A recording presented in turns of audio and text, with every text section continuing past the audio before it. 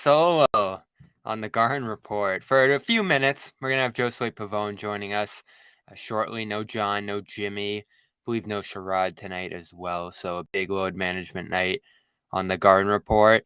And for the Celtics as well, no Jason Tatum in Toronto.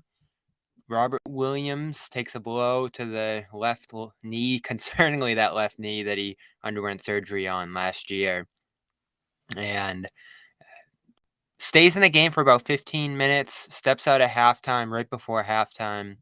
Marcus Smart buckled his left leg, or right leg rather. Saw his knee bend.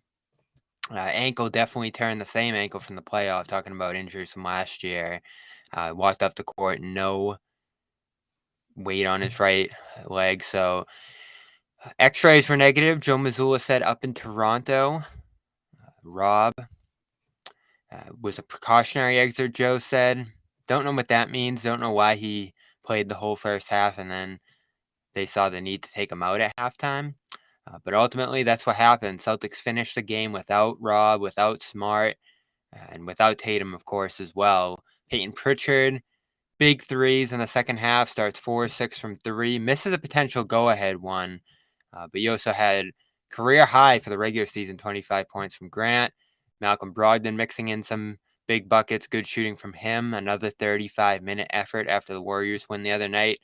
And Payton Pritchard, as I said already, good efforts from Luke Cornett, Blake Griffin filling in with big men depth, and Al Horford with that final steal. 2-point lead, game on the line, firing an inbounds pass. I think Jalen cut it off, and Horford ultimately made the steal and ran right into the exit. A theatrical ending that I loved. Another great effort from Al as well, wrapping up Siakam at the basket with a jump ball, game on the line. Siakam trying to get that spin move off and couldn't. A couple of jump ball wins for the Celtics. They turned it over. Payton Pritchard throwing the ball to half court. Gary Trent picked it off. Gary Trent, a killer in this game, by the way. But Raptors didn't have enough offense. Over 60 points from the Celtics bench. And that's the game. Celtics win 9 straight. So let's bring in Josue now to talk about it all. Injuries, as well as big plays and crunch time, second half victory. Josue, welcome in. Yes, What yes, stuck out to Bobby. you most about this one? Oh man, like you said, guys stepping up, towards the end there. It wasn't just Jaylen Brown who really cooled off right in that second half before he hit a couple of big shots. But yeah, look, Al Horford, Grant Williams was tremendous, man, career high. I just thought that this was that type of game where you needed guys like that to step up, but they did it in a way that it really separated. They created that separated that they needed in that fourth quarter, man. Payton Pritchard, man, he hit some big shots, and then the defensive stops at the end. Obviously, Al Horford just running off the court at the end. I love that, man. I love this win for the Celtics team, especially when you're down and someone like Marcus Smart is limping off the court. Someone like Robert Williams couldn't finish this game, so this was big, especially for the second unit and guys like Malcolm Brogdon getting involved. Just showing the depth of this team for sure.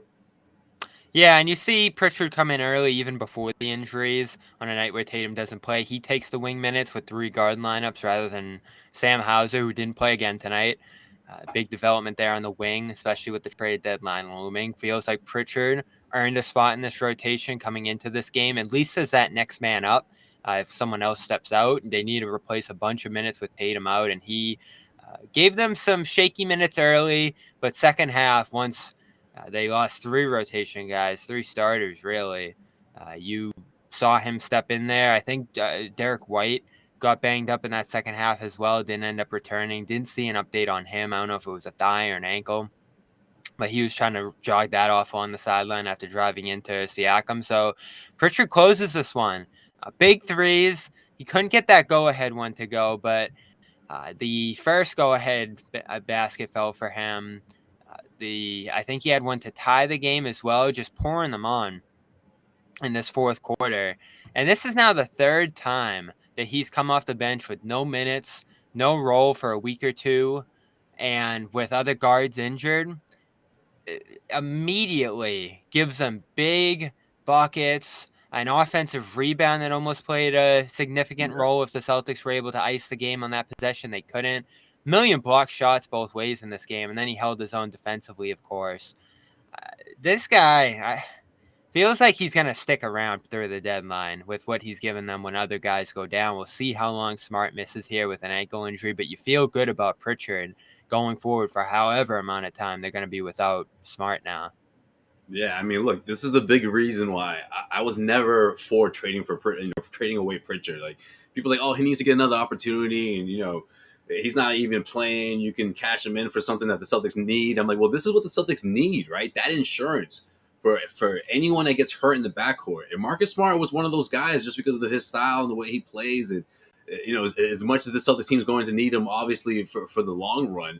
He's going to get banged up. He plays banged up. And that's just the kind of player he is. Malcolm Brogdon, luckily, right now things have been good and been in the Celtics' favor. But guys like that get hurt, and someone like Pritchard is always anxious, always ready to step up when his name is called. Now we don't know what's going to happen in the future, but for this season, for this team, he needs to be involved. He needs to be someone that's around, and I think this is a great example of that.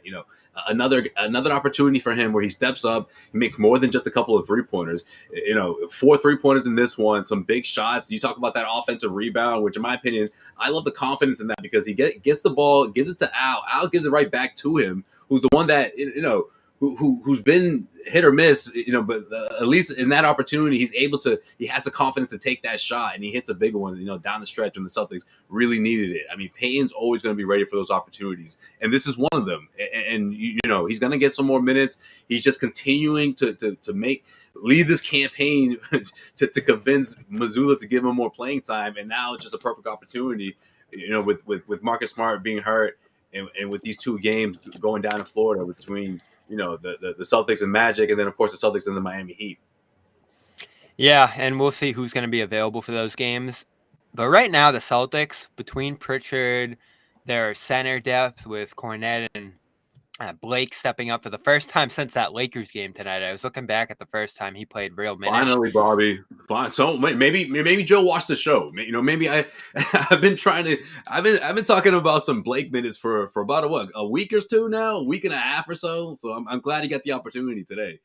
Well, he hasn't played in 5 weeks effectively, going back to that LA trip. He played garbage time in that Oklahoma City debacle. So nice to have him out there. I love the charge take he took. Some good minutes out there. I saw Grant pat him on the back after a tough rebound defensively. So you look at this team, essentially 14 deep in guys that you believe in. Sorry, Justin Jackson, who hasn't gotten opportunities this year. But they have guys everywhere that can contribute, that know the system, that have been here and played together for the most part. And right now, you look at all these different teams, guys step out of the lineup, load management, you lose. You don't have guys, you don't have depth, you don't have cohesion to be able to play without your stars or without key role players. And the Celtics, again and again this year, key guys go down, miss a couple games. They play it safe with injuries, whether it's Brogdon's hamstring tightness, Brown's adductor tightness, those 3 games there between Brooklyn and Charlotte. Now in Toronto, and I know Toronto's 20-27. I said in the first quarter, second quarter, again, these things I say piss people off, but you don't want to see this Raptors team round 1. Is it Cornette related? Oh, okay. No, it's Raptors related. Look at how tough they played you here. You gritted this one out. I know guys Bobby, are missing, but the Raptors played amazing. I don't know if you were there before or not, but I was saying this after the Warriors game. I'm like, look, because as soon as I mentioned the Raptors going to be a tough matchup, I think it was Jimmy was just like, oh, look at their record. They're not even that good. I'm like, don't let the record fool you, because they can be. That's a tough matchup for the Celtics. Like Precious, athletic guys, big, wings that can score in bunches, and of course they do go out there. They have their scoring droughts, but you have to match their intensity. You have to match their physicality, and I like the call of seeing Blake Griffin out there to do that. So, but yeah, I mean, the Toronto Raptors. Look, we don't let the record fool you. I mean, they're gonna give you an outing like this, especially when it's up against the Celtics. They're excited for these type of matchups. Gary Trent pulverized you numerous moments, hit a shot late to take the lead, and got that steal on Pritchard at half court. Pritchard wasn't perfect. He blew a few fast breaks, had to take the ball out on the second one, where the Pascal Celtics Siakam had ultimately some big struggled to plays. score. He was doing his Yeah, spin move, getting to the rim. They have 29, guys that 10 can assists score. from him. Yeah, and Yeah, I OG mean, look, Al Anunoby put Horford had pressure to on the rim too. Al had to work for those defensive stops. Like that's how good these guys are. Yeah, they win the rebounding battle. They chase the offensive boards. They block 10 shots. So super physical. They got a good shooting night tonight. They don't shoot many threes. They don't pass great, but they can take guys on in isolation, and they force guys like Derek White, Al Horford at times, guards along the perimeter to defend. And they held a steady lead in this game after taking a big push toward halftime. They had a nice first quarter run as well. But the Celtics really dominated that second half, especially the fourth quarter where they held it down defensively, win 25-19, and win a low-scoring game on defense here. And you talked about Horford, the stop at the rim on Siakam on the final play, a few of the big rebounding plays. I loved his game, even on a poor shooting night, controlling the boards, making a few nice passes. I just hate to loop in the injuries now. That play before first half ended where Brogdon missed Brown going to the rim wide open. They were kind of taking the ball out with about 18 seconds left before halftime. Again, Brown's standing underneath the rim. Brogdon misses him. Throws it out to Horford, who's standing on the left wing. The Raptors are still getting back on defense. Wide open. He could have just fired it up. Usually does, but seems like the Celtics were intent on doing this handoff play for Smart, and he comes around, turns that ankle bad, and leaves this game looking like he was in a ton of pain. Sean Grandy said he saw him say right knee.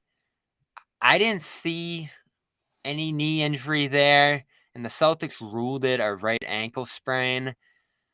So I'm sure he's going to get some imaging done, and maybe something happened to that knee as well. But all I saw, at least from my angle, is that he sprained that right ankle, the same one he sprained in the playoffs pretty badly after taking that flying leap against the Heat. So I don't know what the injury is. I don't know how long it might take here. If it's a bad high ankle sprain, you could be looking at a few weeks without Smart here, maybe as long as a month, which you're well positioned to, as we've talked about, sustain. But there are Right. some big games coming up, whether it's the Lakers, whether it's the Heat next week, and then other ones into February, like the Bucks, and 76ers, Knicks. Right. That it would be tough to play without, especially when you're going to put more of a minutes load on Malcolm Brogdon, which they haven't loved to do. You have Derek White getting banged up in this game as well. So as well as they sustained it for tonight, you don't love three guys getting banged up in a game like this when Jason Tatum already had to take an off night because he's got that sore left wrist. Right, and especially with Marcus's history. I mean, yeah, we could be looking at something like a couple of weeks or so if it is that intense, if it's that serious, and especially heading into the All-Star break, which is going to be in a couple of weeks or a few weeks, you know, before you know it. So we'll have to wait and see. But yeah, with Malcolm Brogdon playing the way he's been playing, it's been good to see. But you never know what's going to happen there, and then Payton Pritchard gonna have to get some minutes involved as well. But this team, I just like the way they were able to rebound, especially when you didn't see Jaylen Brown really be able to score in those middle quarters. It kind of took him a bit to get going. Hey, what's going on, Sherrod? What's up? Welcome in, Sherrod What's up, Blakely. Joe And Sweat, everybody? look, Marcus it's a big blow. You don't want to see him get helped off the floor the way he did and all that. But it was nice to see this team bounce back. But yeah, if this thing is as bad as it looks, yeah, this is going to be. It could be a few weeks. We're talking about the high ankle sprain, right, Sherrod? Yeah, those are the worst kind because those Yeah. typically last multiple weeks, even when they're considered relatively minor. So hopefully it's not a high ankle sprain, but just looking at that replay 3 or 4 times, He it looks turned like it a high bad. ankle sprain. It Yeah, really and I does. know everyone in the chat saying the What it X-rays were looked like. negative. The X-rays say whether you broke it or not. He's Yeah. gonna probably get more imaging done and see what the real injury is there. But he, at least from how I looked at it, it looked bad. Who knows what actually happened there? But I suspect he'll miss some time here, at least into that Florida miniseries on the short end. He didn't Yeah. make contact with anyone. He didn't make contact, right, Sherrod? That was his. Was that No, on him? it was just, I mean, he was trying to just go to the ball, and it looked like his foot just didn't land square the way he wanted to, and it slid a little bit, and you could just see the contortion of his foot, and you're just hoping that it's it wouldn't be that bad. But the way to me, the most telling indicator that something was really not right was the minute he went down, he's calling for the medical team, got his hand out for someone to come out there on the court, and that's when you knew he was in some serious pain. And And high he already ankle, hurt that ankle, Sherrod, yeah, in the playoffs last year, and that one yeah. lingered for a Right. while. Yeah, and again, I as someone who has had high ankle sprains, those suckers are painful. It's a different kind of pain than just a normal run of the mill ankle sprain. So, and Marcus recognized that really quickly and was asking for medical. I'm hoping it's not that serious. I'm hoping we're talking about a couple of weeks. But ankle sprains, they're one of the more unpredictable. They're in many it's a different kind of injury, but just how groin strains are very unpredictable as far as how long you'll be out versus coming back. The same is true for high ankle sprains because remember, Jaylen Brown missed 3 games with his adductor strain, and you go down to Dallas, and they had a guy had a similar injury who missed 14 games. So Yeah. we're hoping for the best with Marcus that this thing is a real as minor as high ankle sprains can be. But I'm not holding my breath on that, and throwing the fact that the Celtics, as we've seen throughout this season, are all in on load management. So even if Yes. Marcus might be cleared to go, if he's not close to 100%, he still might miss a game or two, even if he might be potentially capable of playing. Yeah, and we talked about Pritchard stepping into that spot, Brogdon looking good, White playing well all year. They're well positioned to give him time off if he needs it here. In fact, you'd almost love to see Brogdon getting some run with the starters here, like he did last game, like he did at the end of this game, and form some chemistry, gel with those guys. It's a good time to ramp him up a little bit now and start pushing him into some units with those main rotation guys. I want to talk about Rob in a minute, but let's talk about Brogdon's game. Another sensational effort, held them afloat through some of those rough first half stretches, played well into the second half, still shooting great from three, one of the best 3-point shooters in the league this year on spot ups and catch and shoot plays. Still has that weird basket thing going on. He's struggling to finish around the rim, and defensively, I was looking at his numbers today, and those keep slipping, but offensively, if you just need shots, and this is the kind of game where you just needed someone to go out there and make shots consistently, Brogdon does that, makes good plays, finds guys on passes. I was just talking to Josue. I hate that he didn't hit Brown under the basket on that play where Smart got hurt. But overall, you love what he's given you now. You love that he can push closer to 35 minutes. That's what he told me when I asked him about his minutes. It's just going to depend on the game. And tonight they need him again, and he was able to handle it. And I thought he did a really good job of making his presence felt at both ends of the floor. During this stretch where he's been shooting the ball well, he's been great offensively, and his defense, it hasn't been bad, but it hasn't been as impactful as I thought it was tonight. I thought he did a really good job with just being where he needed to be, forcing Toronto to do some things that they maybe didn't want to do, and just really making an impact at that end of the floor, because ultimately that is what this team has to be able to hang his hat on. Can you make the stops defensively? Because as good as their offense has been this season, they're not going to win a championship unless that defense steps up. And I think you're starting to see signs of that defense doing just that. When you look at guys like Malcolm, you look at the return, of Robert Williams in the middle. And I don't know how much you guys have talked about Al Horford, but at some point, there needs to be a serious conversation about Al Horford and all NBA defense. When you look at what he's been able to do the last couple of weeks, and then you start looking at his body of work overall a little bit more closely, Al is having a really good year defensively.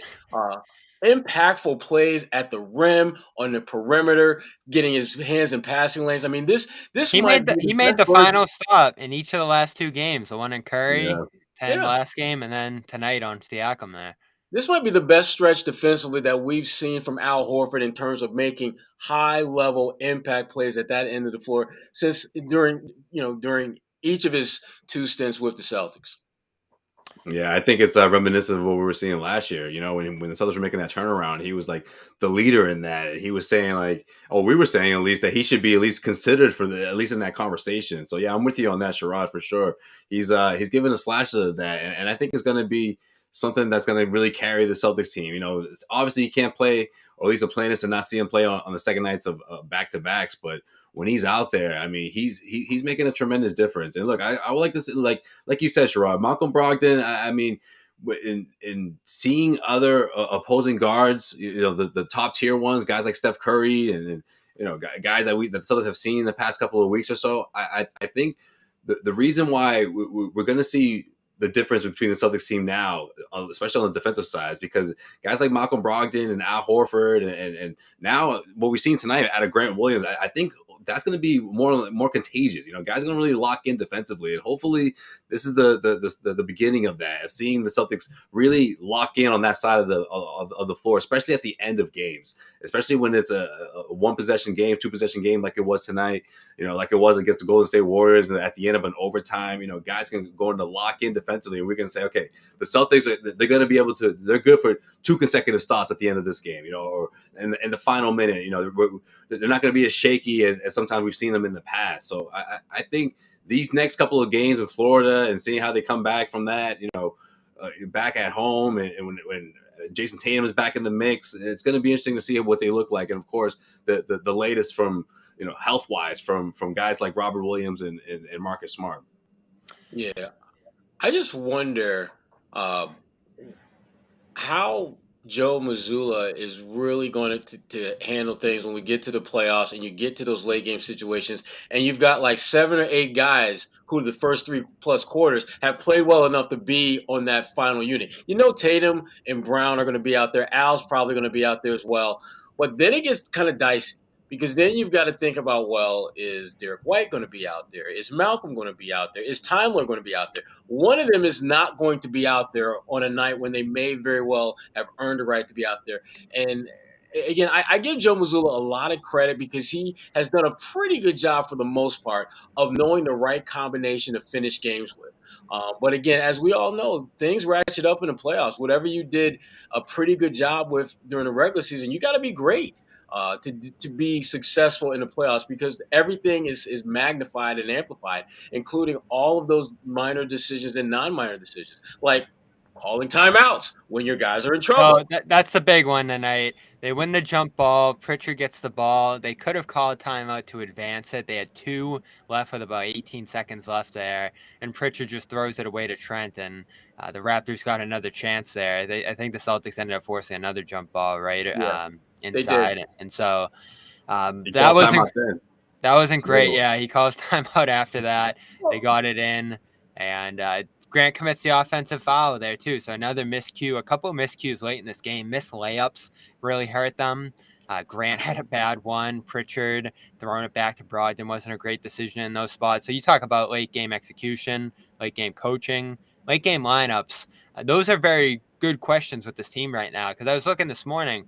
Brogdon hasn't played a lot in crunch time for this team, at least in closing lineups. And I know they've blown a million teams out, so that's probably part of it. But just 97 minutes for him and Smart in the fourth quarter this year. Some of that's probably early in the fourth before he takes a seat. Lately, they've been going double big. I know that game where they barely beat the Spurs, John was furious that they went double big instead of Brogdon in that spot. I think you're getting to a point where you need Brogdon out there late, no matter what. See, I'm not there yet, Bobby. I'm not there yet, and the reason I'm not there yet is because I do think that there are going to be matchups where the double bigs is going to be a bigger benefit than having the 3-guard rotation, really 3.5. I mean, if you talk about Smart, Brogdon, Jalen, and Tatum possibly, that's a really small lineup. I think that for the most part, Joe has done a good job of knowing which of those groups to work with.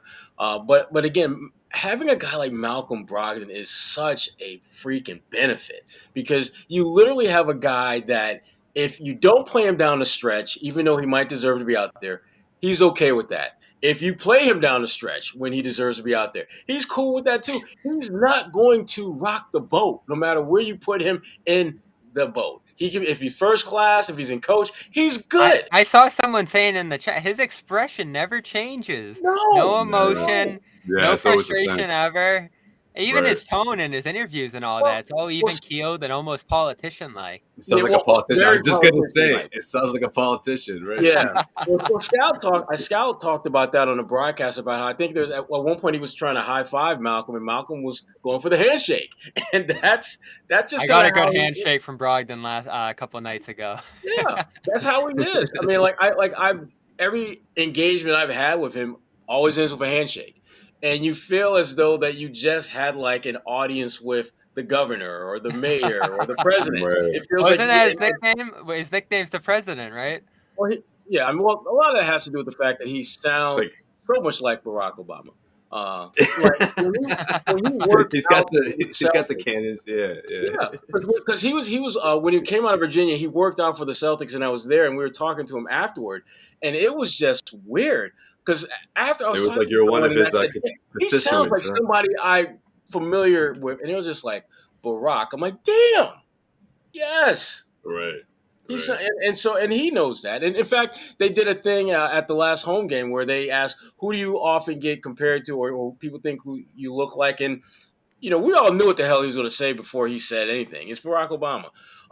But the one thing I'll say about Malcolm is this: that he understands the big picture. Malcolm, he said when he came here that he wants to win a championship. That's where his focus is, and he does not care whether he's starting, coming off the bench, playing major minutes, minor minutes. It doesn't matter. The goal is to be the last team standing, and that single-minded approach to the game is big because the Celtics, they need someone who could be kind of a galvanizing force with that second unit who understands the big picture. I think they've had guys who were good coming off the bench in past years who were playing for that next contract or trying to play to be a starter, trying to establish their own niche in this league. Malcolm's like, look, he's good.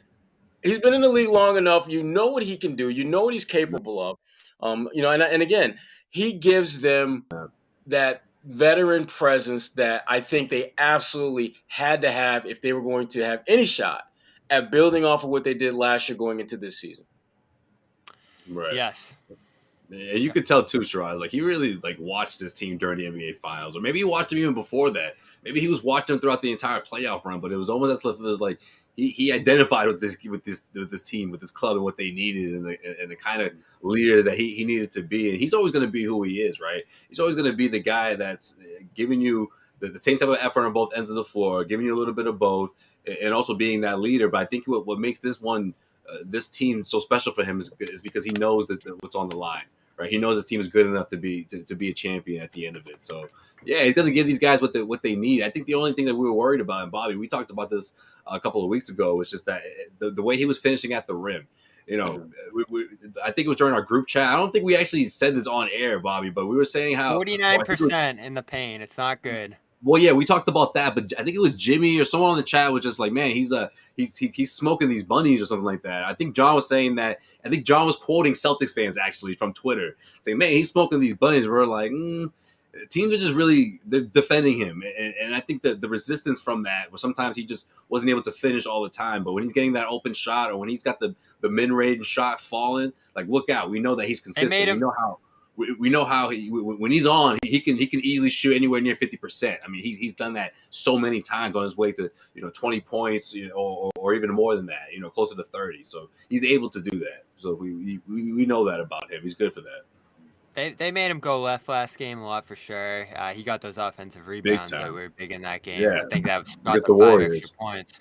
Yeah. So that was nice to see him break out with a few tough finishes inside in that game. But his game's on the perimeter now more than ever. It feels like mid-rangers he can mix in, but it's catch and shoot threes. It's off-ball action, and sometimes he can get downhill. And more often than not, he's going to pass out of those spots, which is good because he's got good vision from the inside there. He had that really nice play where they got the ball to Grant in the corner. I think it was him, White, and Grant swinging that play, and another nice relocation play where Grant got involved in the corner. We got to talk about Grant at some point. I guess we'll mix in Rob at the end of the show because I don't really know what to think of that injury he suffered there. We brought it up early. We got some news here. You see from Tim. Yeah, I mean, Joe said Rob hyperextended his knee, but nothing serious. Joe says it all the time, Sherrod. He's not a doctor. He doesn't really understand the medical side of it. So I don't really know what to take from this. Again, wow, so Bobby, you just didn't even want to read the update. Gotcha. Yeah, no, I saw. I mentioned it. Oh, did you? Oh, okay. Let's get to it after this. We got to do an ad read. We got to shout out our good friends at HelloFresh, who I just Yes, love. sir. New box on the way. I don't know if I you know. I guys got have mine ordered. coming up. Hasn't Yeah, arrived new yet. box is coming. We all have our preferences there. I'll ask Josue and Sherrod about theirs in a second, but I obviously got the fish box with bass, salmon, and a great kale salad, which I didn't mind. John had his rant against kale. The HelloFresh one, I'm not usually a big fan, but I like right theirs. when HelloFresh has sent you some kale. All right, good job. Yeah, you mix in a good hummus with that, and it turned out all right, and it tasted fresh, it tasted healthy, made me feel good after. And with all the junk you eat in your everyday life, even some of these press rooms, like you like having a nice healthy salad, nice fresh fish, and this stuff comes to you on ice, ready to make with laid out ingredients in front of you, but also the portions you need of spices, peppers, onions, whatever it is that you got to put in these meals, rice.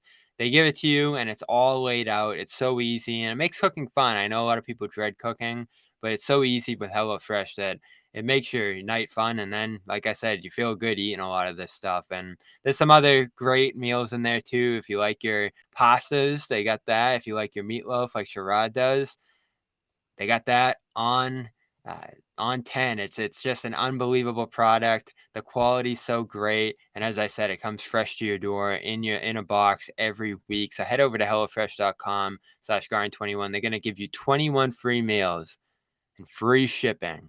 That's hellofresh.com/garden21. What do you guys like most from HelloFresh? Meatloaf, man. Meatloaf. That's your go-to. I'm not deviating from that. That's the meatloaf. It's a good meat. So I think it's like Man. pork and like a mix of meats. Whatever like recipe they have there for the meatloaf I is don't really good. investigate that.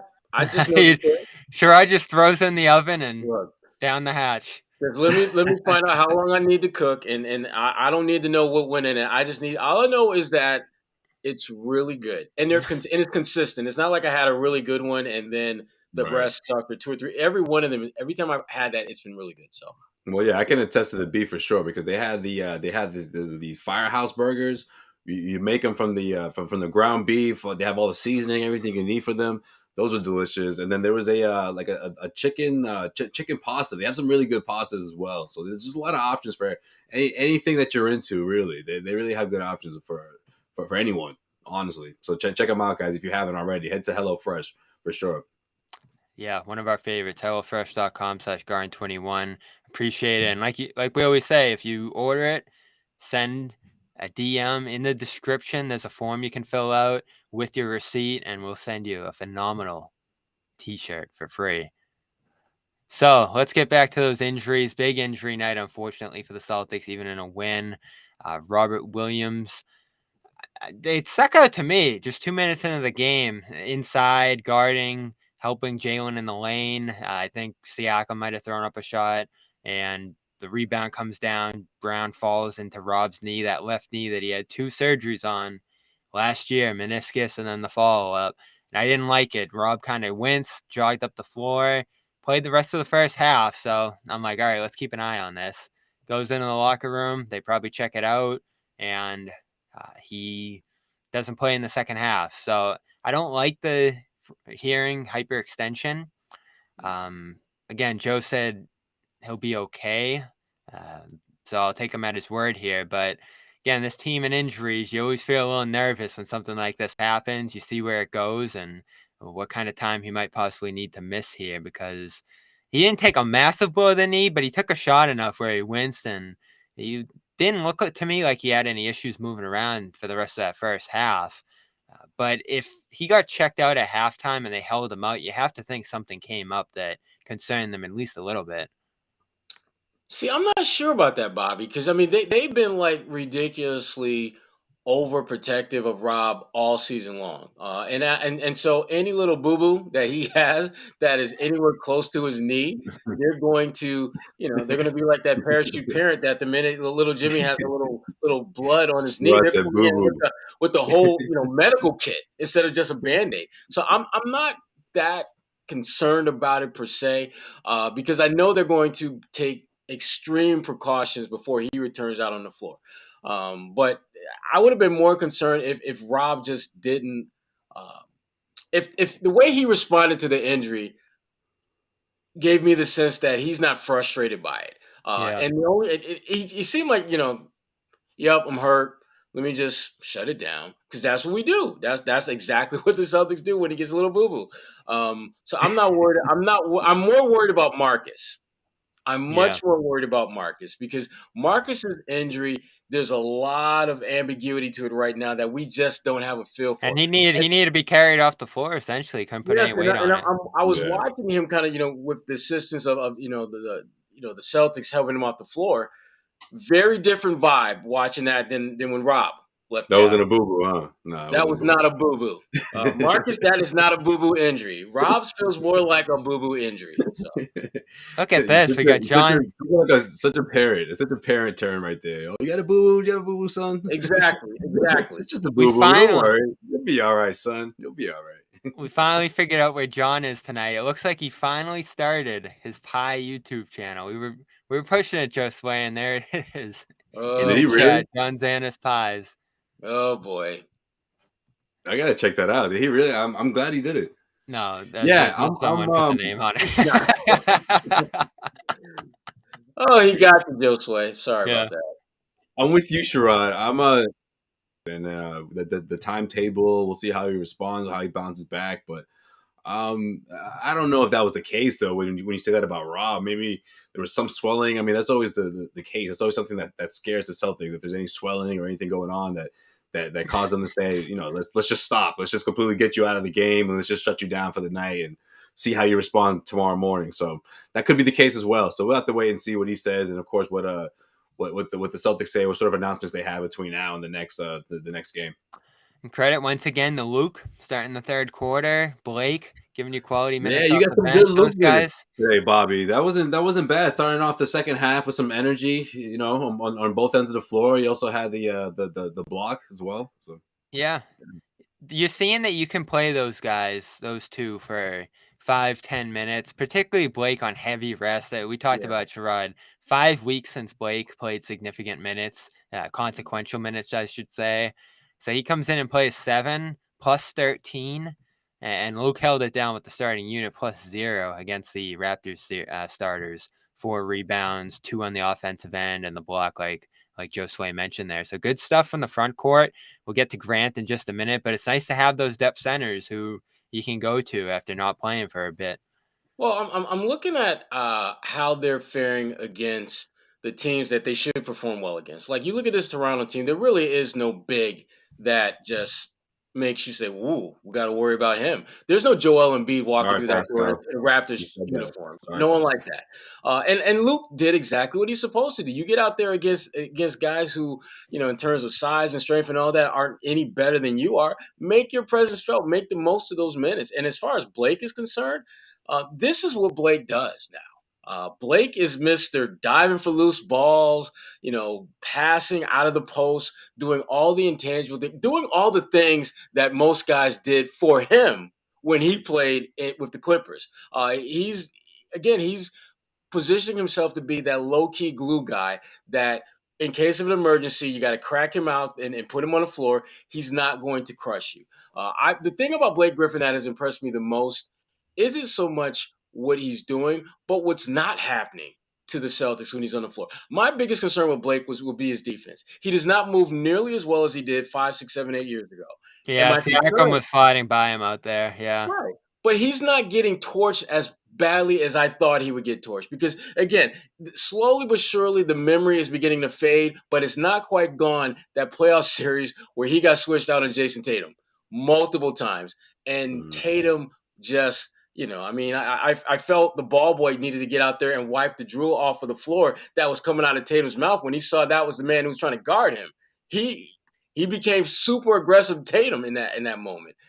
We have not seen teams go at Blake Griffin when he's on the floor, and teams that have tried to have not had success. So that's really encouraging to see at this point in Blake's career.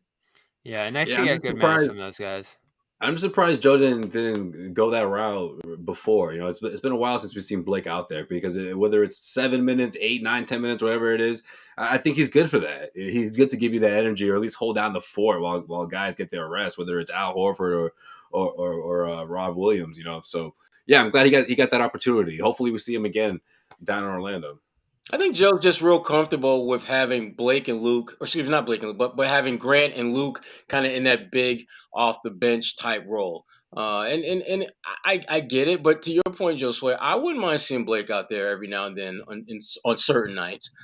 If Rob's gone and Al may or may not be playing, then absolutely I want to see Blake out there because I think he can help you.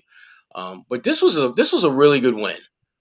This was a really, really good win. One of those games where I don't know if last year's team would have won this game. If you don't have Tatum and you lose Rob at halftime, you lose Marcus Smart, Derek White. He got banged up as well tonight, and there were so many reasons why the Celtics could have easily just kind of sealed that envelope, mailed it in, and just get the passports ready and head back, south to Florida. But rather than just go that route, they just said, F this. We just going to win this game. Toronto, I know y'all making shots, but listen, we're still going to win this game. And another super impressive one. I mean, right. When they went up there, it was that back-to-back. I forget who they played on the first end. I think someone else was resting, obviously Al, but someone else might have been out in that game as well. So it was another rock fight like this. You just thought the Celtics could probably let it slip. You'd excuse it. And it's similar to tonight. If they lose this one, you're like, no Jason. Jalen's still struggling. You have Rob and other guys going out of this game. Marcus. Explain this one away if they lost it. But they steal it from Toronto late with those great Pritchard shots. Grant holding the minute, Brogdon holding the minute, and you get over 60 bench points in this one. I was saying to Josue Sherrod, there are a bunch of teams around the league. You can point to one or two guys going out, and their playoff chances are done. You can almost say the Celtics are going to lose anybody on their roster, and they could still win one playoff game. Now, there's certain guys like Jason and certainly Al and other starters who, if you lose them, that might knock you out of championship contention. But if you just got to lose a guy for a game, a couple games, remember the Bucks closed out that East Finals without Giannis a couple of years ago. Right. This Celtics team could easily do something like that. I know it's Toronto. I have a lot of respect for this Toronto team. I have for a long time. You saw the way they fought tonight, and you still were able to steal a win in their building. And I saw one of their reporters was saying this is the loudest their building's been all season in that final stretch there. So this one's super impressive. You love how much this team wants these regular season games. You saw Horford fired up, carrying some of that energy from the Golden State game. And again, you could have easily let this one slide, and they did everything they could to steal it back and overcome that second half deficit. And you love it. This team has a bigger focus and goal in mind, and they understand that these regular season games are steps toward that, especially for the guys like Pritchard who don't get to play all the time. Yeah. And again, give Payton Pritchard a lot of props for the job that he did. I talked to him before the last home game and just about just staying ready. And that he talked about that's just what you're supposed to do as a professional basketball player. You don't know when you're going to play. You may not be out there as long as you think. Right. So he's kind of had that mindset, and having guys like Blake Griffin around. I don't know if you guys have noticed, but Blake and him, they talk a lot. They were joking around too. And for Payton, that Blake has been a really good role model of sorts for him. Just understanding that no matter what your role is, you got to be ready to play. And it doesn't matter whether you are 8, 9, 10 All-Star. If you're only going to play 10 minutes, you make those 10 minutes count. Right. And Payton, I thought, did a really good job of that. His defense wasn't as good in this game as I'm used to seeing it be. I thought he was just a little too casual at that end of the floor. Defense, but his offense, look, if they're going to give you that shot, bury them. You absolutely bury them. And he did that over and over and over again.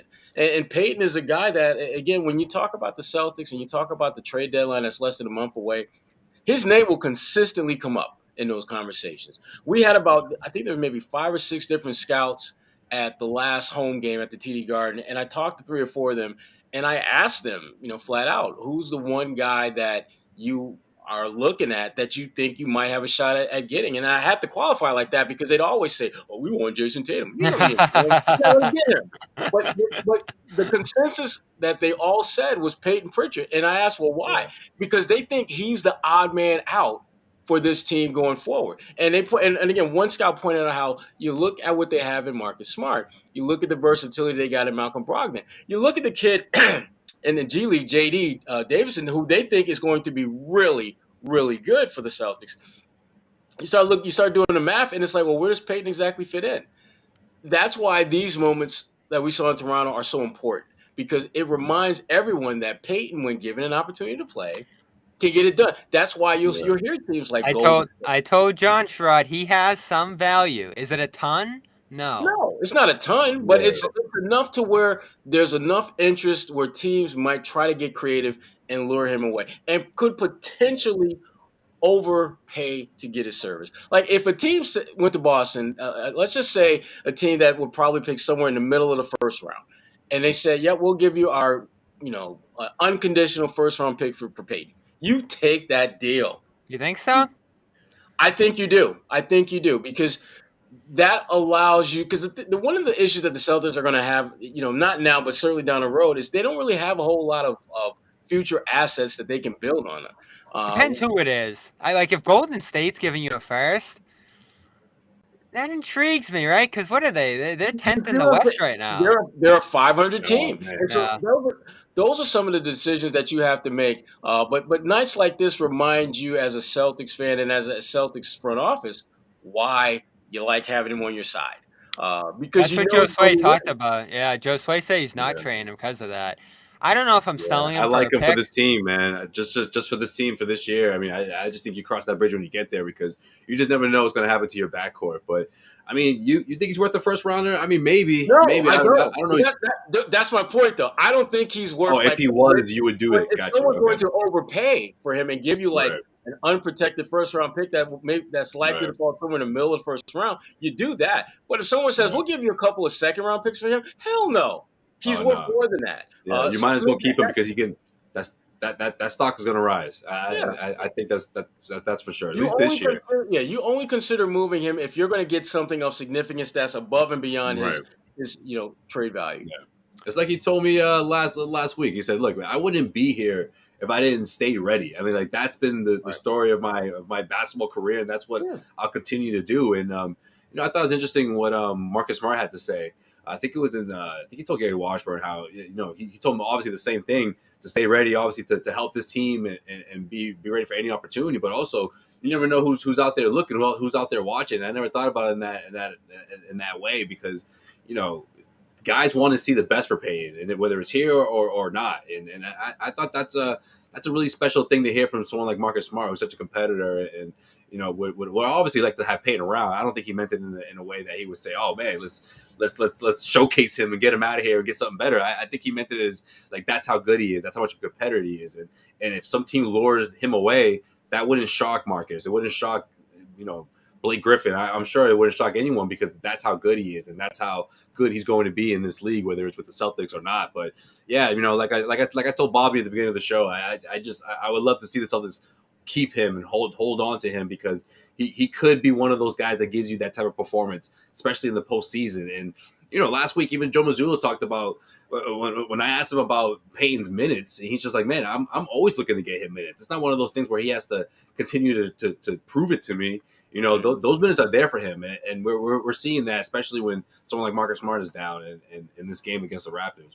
Yeah, well, one of the scouts I spoke with at the last home game kind of did a comparison between him and TJ McConnell, and his thinking was that Payton is actually a better overall player than TJ, and that's why his team and a number of teams are looking at Payton closely to see if there's what can they offer that makes sense for them to get a guy like Payton Pritchard, because the things that he does always help your team. He's not going to make shots every night, but his effort is never really something that you question.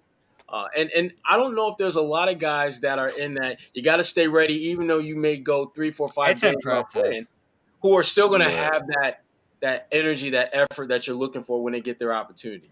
I personally would not trade him unless you're giving me, like I said, a lottery type pick, because at that point, his value is probably not going to get any higher than that. But if you're talking about like a late first round pick or another end of the bench guy, which isn't going to help me at all, or multiple second round picks, I'm not doing that deal. And I don't, and it kind of goes back to the point that you made, Josue. I like having him around in case of an emergency, like tonight. I like having a guy that can make shots. And frankly, you look at that bench. Malcolm. Yeah, It's a tough one, Sherrod. We had the conversation already. If you're fully healthy, he's not playing. And right. if you can get a first for a guy who's not playing for you, that helps you reload into the future. Maybe draft a guy who's better, keep another cost control guy. I know You Pritchard guys has one giving up more year. on Sammy? You guys giving up on Not Sam yet. Hauser? Not yet. Because Not yet. Okay. well, All here's right. the thing about Sam. All right. Sam, he's no longer the only, one of two guys to play in every single game this season. That mantle belongs to our good friend Derek White. He took a DMP tonight, as Yeah, well as Golden State. and here's and he's had back-to-back DMPs, and this game I thought was really going to be telling to see if he truly fell out of the rotation, which he has. Golden State, I understand what happened. The Celtics basically played their playoff rotation, and Sam's not in it, and I get that. But you're down Tatum, you lose, Marcus, you lose Time Lord. It's kind of all hands on deck essentially, except not you tonight, Sam. You stay right where you are. Ain't nobody got time for that. They said Yeah, no Sam. and so he's fallen out of rotation. But listen, there's enough time left in the season where I think he can play his way back into it. Because remember, there was a time where Payton Pritchard was nowhere to be found. He was well out of the rotation, and he Right. made the most of 4 or 5 minutes here, 5, 6 minutes there, and the next thing you know, you got a game like this where they absolutely need him to do what he should be doing in the NBA, which is knocking down shots. Same thing with Sam. It's going to take a minute for him to kind of gradually get his way back into the mix. But I do believe between now and the end of the season, Sam Hauser is going to get back on the floor, and he's going to win them a game or two, I think, with his shot making. I'm confident that he's going to do that. It's probably not going to be down in Florida this weekend, but it's going to happen this season. I'm very confident he's going to do that this season. Yeah, he's going to tell you got to play if you're a guy like him to regain that shooting rhythm. And right now, it doesn't look like he's going to have minutes unless you deal with some other injuries down the line here. He might not be here. I don't know if you ask me. We'll see. We'll see what happens. They like him. They love him. All they said all offseason. And all they said through this slump, and I talked to him in Brooklyn, is that he'll find himself again. But you wonder if he's lost that spot to Pritchard. Even before the injuries tonight, Pritchard got some run in that first half in place of Tatum. Yeah. So I think you saw that shift. You saw them sneak in Justin Jackson in that Charlotte game. Yeah. So they're trying some things to work around that. I mean, when Joe told me about getting Pritchard in there regardless, I think that was a strong indication of it. I don't think he has that same sort of mindset when it comes to Hauser. Like, I got to get him in there. I got to find minutes for him. So, yeah, at least right now, I would say that's a safe bet. We got to close with Grant, our brownie guy tonight. I think deserves a good stretch of conversation to end this show. Yes, but a week after coming back home, from Charlotte, now he's putting in his best game of the season for sure. Yeah, we got to tell you about Athletic Greens. Athletic Greens in a little bit. But first, Rocket Money. RocketMoney.com/garden gets you their app, the Rocket Money app, formerly Truebill, that tells you what money's coming in and out of your account each month in terms of subscriptions and gives you easy tools in there to save on them, cancel them particularly, and you could save hundreds by doing that. Many subscription services offer you deals to buying at a lower price if you're going to unsubscribe. I know a lot of newspapers do that, a lot of apps as well. They don't want to lose you, so they'll give you a better deal if you're going to threaten to leave them. And the other thing about Rocket Money is you might have signed up for something that you forgot, which is a big one as well. And if you thought you were just signing up for a free trial and going to get rid of it, and they ended up charging you, you can easily get rid of it in the app here, and it'll alert you to what you do have on your accounts right now. So head over there, rocketmoney.com/garden, try it out, see if it's for you. I've loved the app just to manage, see what I can afford, see what's coming in and out of those accounts each month.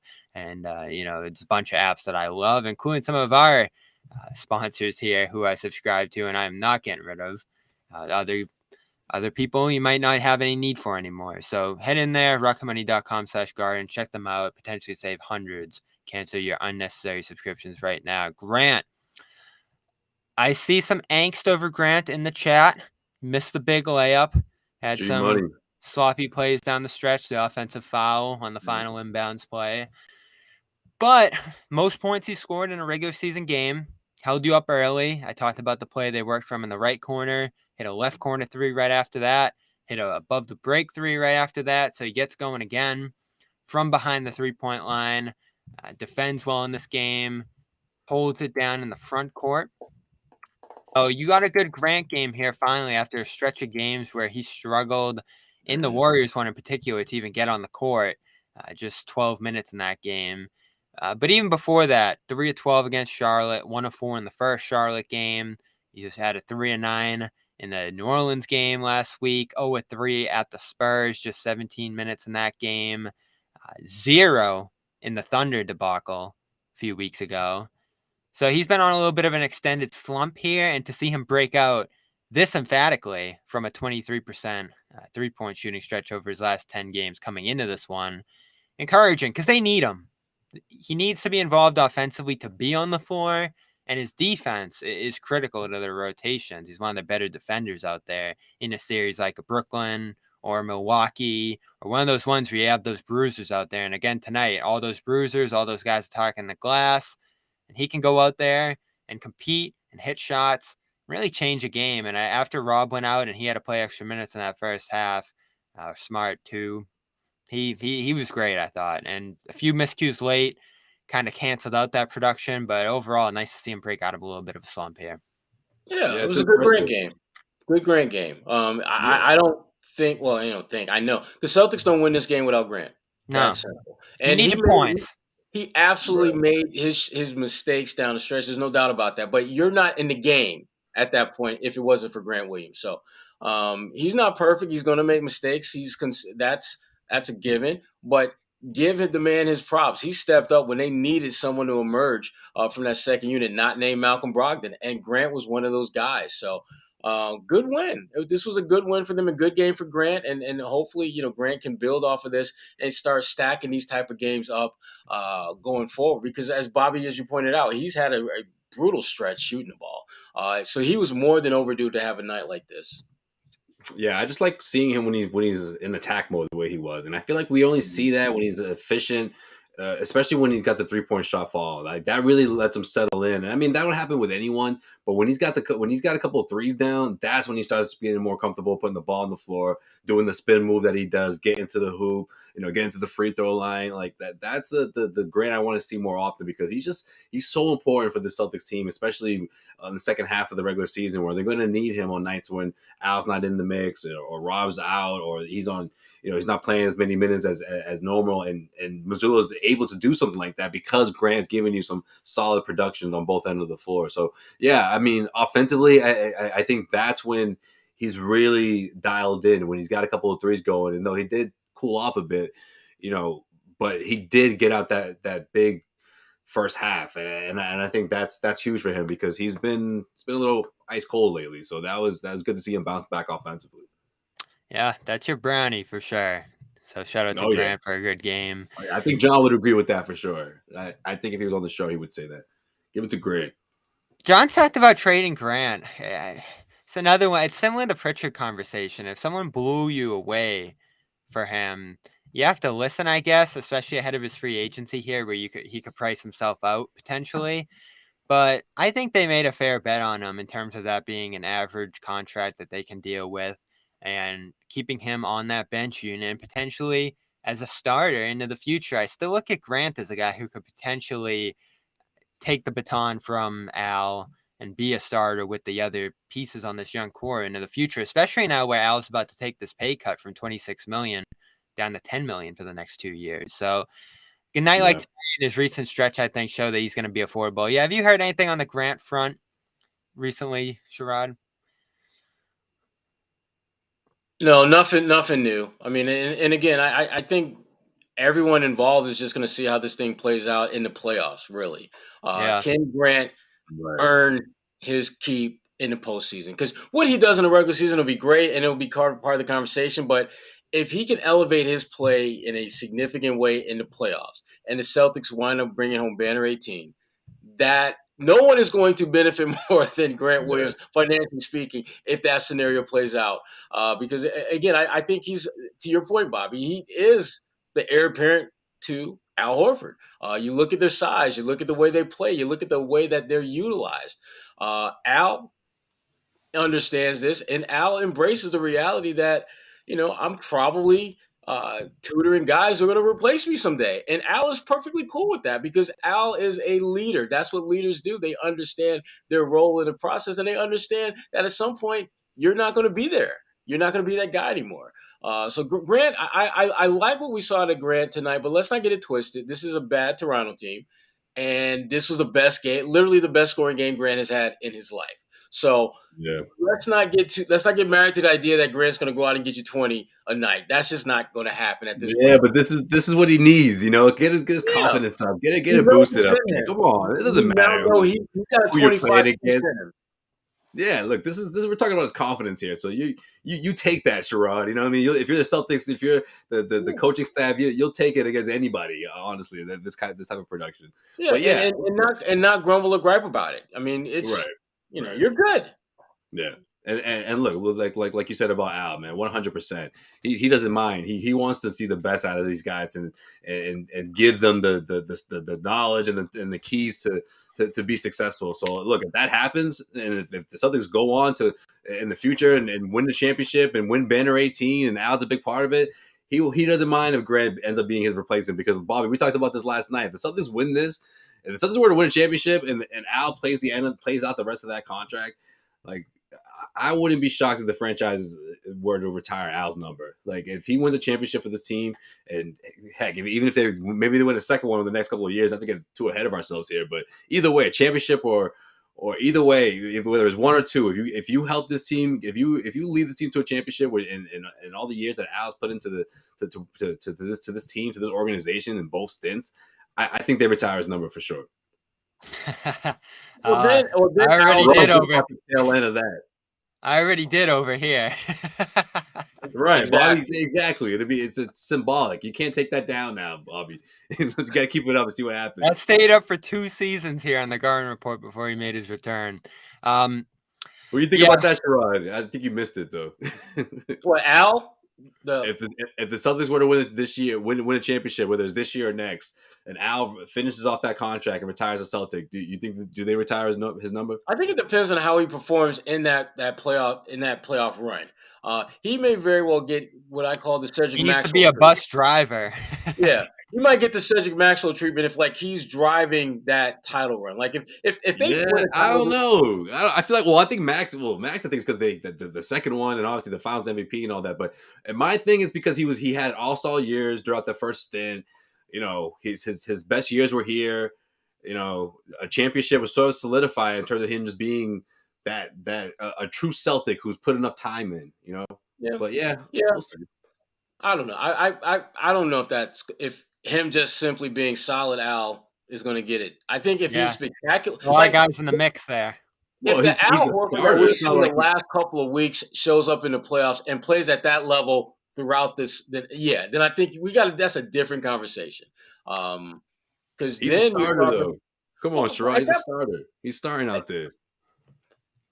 Bottom line is this: Al is having a really great run right now, and you're hoping that he can bottle that up and bring that to the postseason. Because if Al can play at the level that we're seeing now, that we've seen like the last week and a half, they're going to win the championship.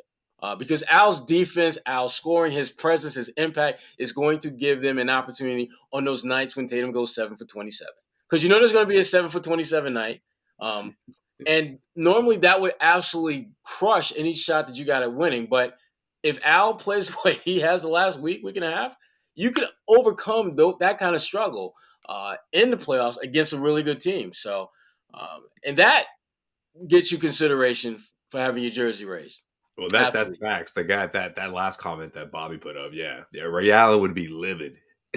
Ray Allen would be pissed. I was so shocked when I saw J.D. Davison get in a game wearing the 20 recently. I was like, what? And I know Jabari Parker's worn it, and Hayward did it. Once Gordon Hayward had it, it was a wrap. It was a wrap, which I low key feel like that sort of sparked the rehashed the conversation, because Ray Allen was just like, really, your new free agent got number 20, huh? Okay, cool. Doesn't seem like that one's gonna happen. We'll see though. Eventually, it might. Last question I got for you guys, though. These are obviously my beloved Raptors. Day one Garden Report fans know that. I am shocked at where they're at. And even early in this game, I said this isn't a team you want to see in the first round. They're obviously in the mix there at the play-in tournament line. But they're bad enough and inconsistent enough and injured enough that they're going to look to make some moves here ahead of Fred VanVleet's free agency. I believe Gary Trent's going to hit the free agent market as well, a couple years until Siakam's out there. So you read that everyone's available on that team for the right price except Scotty Barnes. And I can't believe it because they just won the championship in 2019. 2020, they came this close to beating you, a Marcus Smart block away in the bubble. And then 2021, pretty great year as well. Last year, they pushed the 76ers to 6. They've just been that constant pest in the East. And it feels like it's coming to an end here by this deadline. And Masai Ujiri is really going to make some moves that potentially tear this core apart and take them out of the mix. If that happens, I think you're breathing a sigh of relief if you're the Celtics here, Sherrod, because out of all those teams you could potentially see in a 1-8, Toronto's the one that would give you the most trouble out of all of those teams. And I even said last year they were going to give you more trouble than Brooklyn if you saw them round one last year. And I think that played out true, seeing how they played the Sixers that series. Are they going to hang in there and see if they can turn this around? Or are they heading toward a breakup here? Break it up. Just break it up. I don't, because here's the thing. When you win a championship, everything you do from that moment going forward is geared to doing that again. And this group, you can't add a piece here and a piece there, and all of a sudden they're a top 3 team in the East. You've got to break this thing. You've got to take a step back in order to take 2 or 3 steps forward. They need to blow it up. And, OG Anunoby is the one guy that I think is going to get the most bang for their buck. I think they can get quality assets and a decent player for OG, because I think OG, in the right situation, I think OG is an all-star caliber player. I think he's that.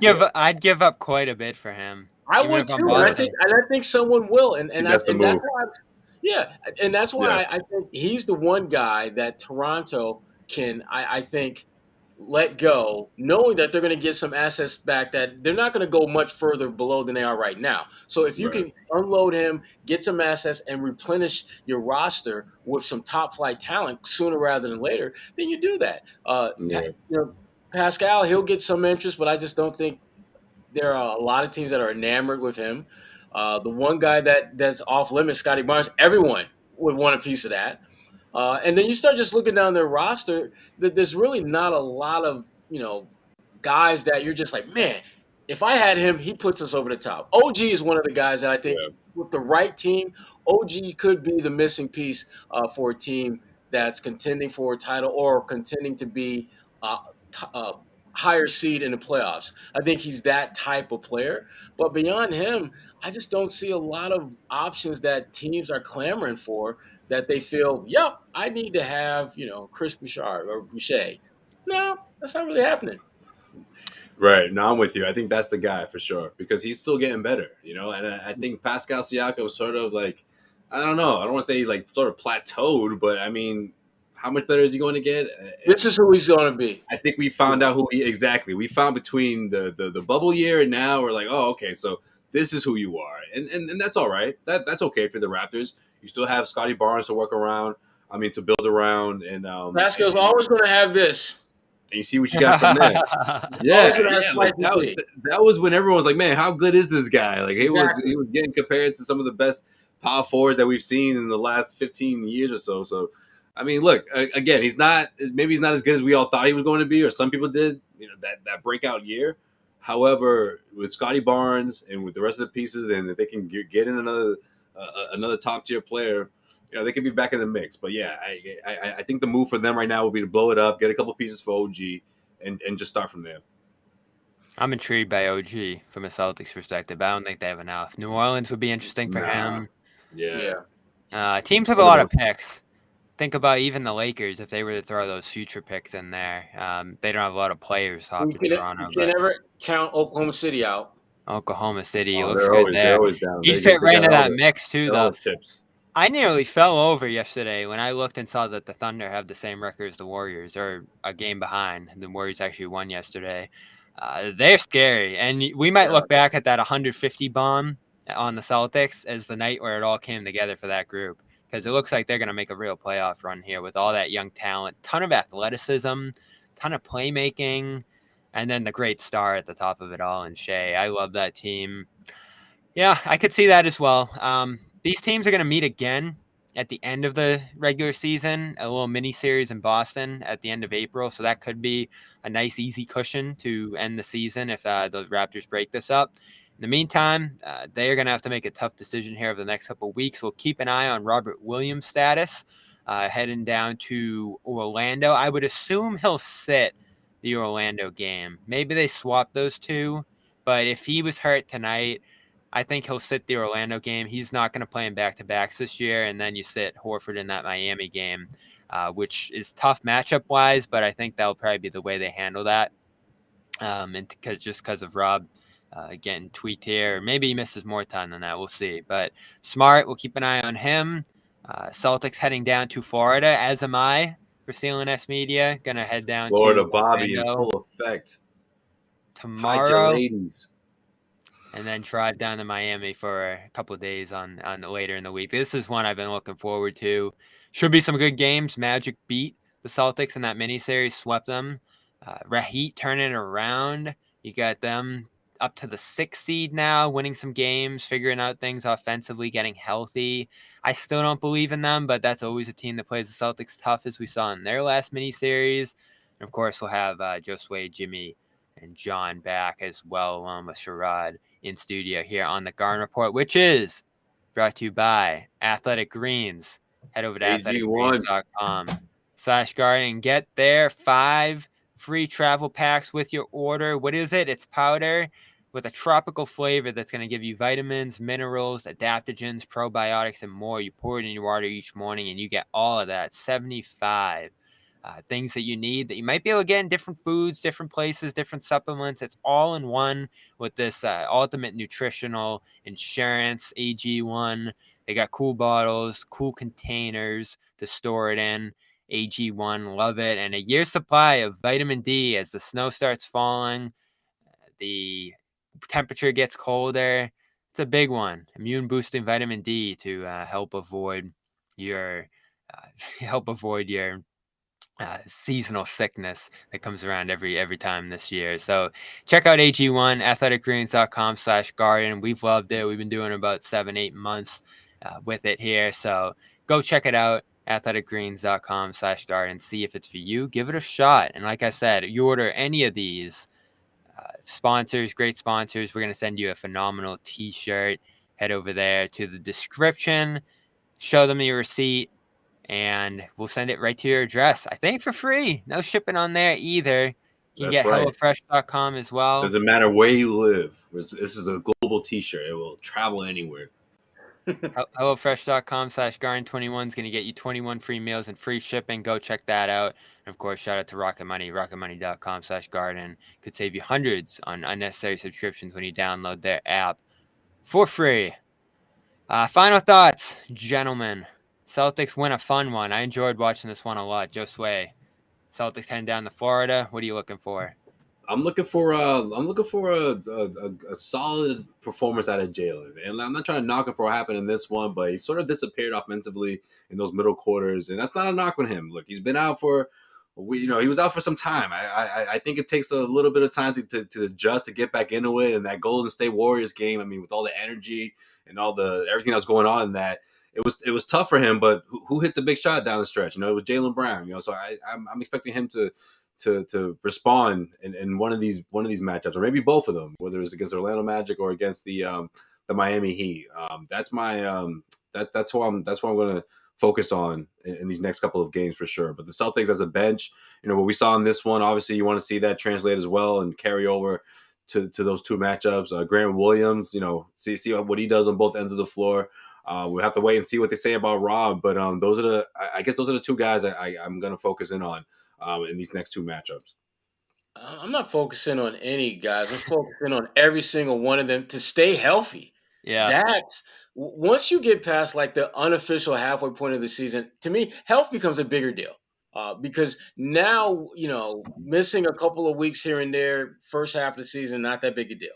Now it becomes a much bigger deal because it moves you closer towards the end of the season. And then once you get back, the reacclimation that you had prior to that injury, and then you start getting closer and closer to, maybe being ready for the playoffs. So I want them to be healthy. I want them to get through this Florida, 1-2 punch relatively healthy. I don't want to see any more bodies, having to be healthy. That's out of their control, Sherrod. All right, they can't control that. You know one. what?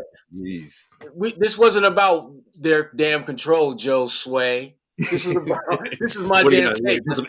Some extra ice, patch up better. What do you mean? Listen, Brockton Wi-Fi. Relax, okay? Relax. All right. I know because you haven't had any glitches. You're a little giddier than normal. But let me get myself off. Okay? Let me do me. All right. Wow.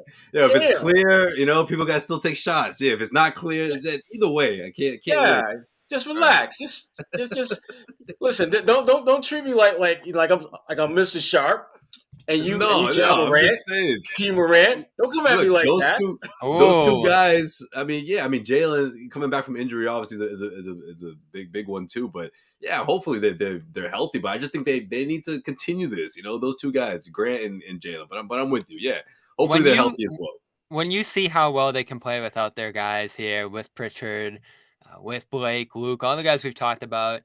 You can afford rest nights, and they've done that well with Rob and Al. You'll see them sit in one of these next two games here, the back-to-backs, and you might even be able to afford it with Brown if he's still feeling this groin tightness at all. I didn't think he looked at his best tonight or in that Warriors game. And Tatum, of course, with the left wrist as well, is finally accepting some management with that, which he talked about in Brooklyn. So that's why he sat out tonight. I thought he took a tumble on it in the Warriors game at the end there. But just a management night for him, well needed, well deserved, and the Celtics find a way to win in spite of it. So good proof of concept that you can rest some guys here down the stretch of the season, as Sherrod and Josue just talked about there. That's all we got for tonight. Thanks, Sherrod, for joining us. Someone said Sherrod Sharp. What do you think about that, Sherrod? The Shannon Sharp thing before we get out of here. There's just some dudes in media that I'm just not even going to go after. Shannon, yeah, he won. He won them. When he talked about afterward that they didn't want that smoke, that's real. You don't want why did the team pull up like that? Like, was it that serious? I don't understand why. Dylan Brooks said something, and he says something back at Dylan Brooks. The next thing you know, Steven Adams, who, by the way, is one of the strongest human beings walking. Yes, I think Adams could have held his own there, but the other guys would have been. That's the only one that. But why did it get to that? Like, why was it that serious? Ugh. It really wasn't. But it looked a lot more serious than it was.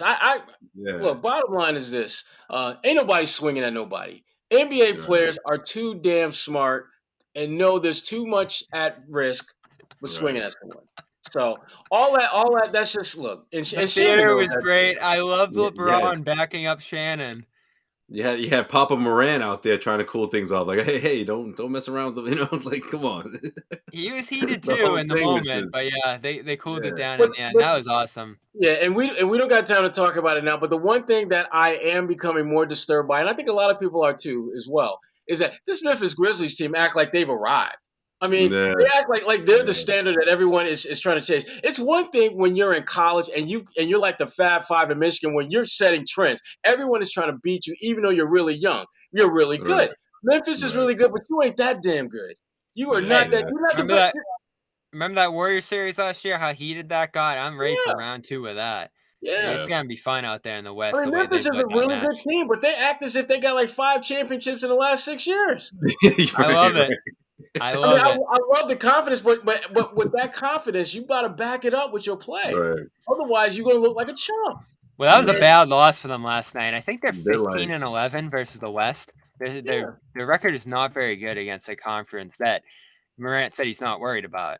I just wish that there was more focus by Dylan Brooks and John Morant on Denver, Dallas, the teams that you actually have to play and you actually have to be better than in order to win a championship. Instead of messing around with Mr. Sharp, who, by the way, still looks like he could drop a couple of bodies with no problem.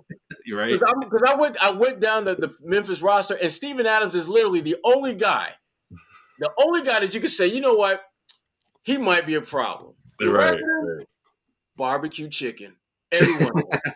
But Shannon wasn't even backpedaling. He was just standing there like, "What's up? What's going on?"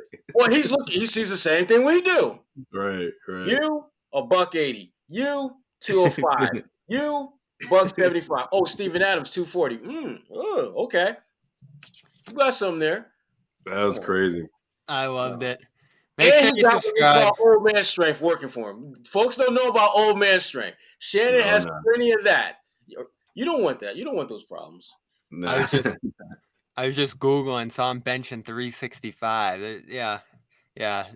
Only Steven Adams stood a chance there. Make sure you subscribe. CLNS Media for all the post-game reaction. Inside look at our trips to Orlando and Miami coming up there, as well as outtakes from tonight's show, stand-ups, news reports, and more over on Celtics All Access. Make sure you subscribe over there as well. And hit the notifications for whenever we go live as trade deadline season approaches. We could be going live any day with some breaking news for the Celtics or around the league. And of course, we've been doing spaces over on Twitter at Celtics CLNS each Wednesday. We'll do that once again live from Florida this week ahead of Celtics Heat on Wednesday. I think that's an ESPN game or national, at least TNT. So go follow over there. Our Instagram accounts are pumping out content. Celtics CLNS as well over there, and CLNS Media. So go subscribe to those as well. Celtics beat the Raptors 106-104, 9 straight. The longest winning streak this year. Josue Pavon, Sherrod Blakely, Bobby Manning, as well as Jimmy and John, who should be back for the next show as well. We'll talk to you next time. Thanks for joining us today. Show the sponsors some love. We'll see you on Monday in Orlando. Talk to you then.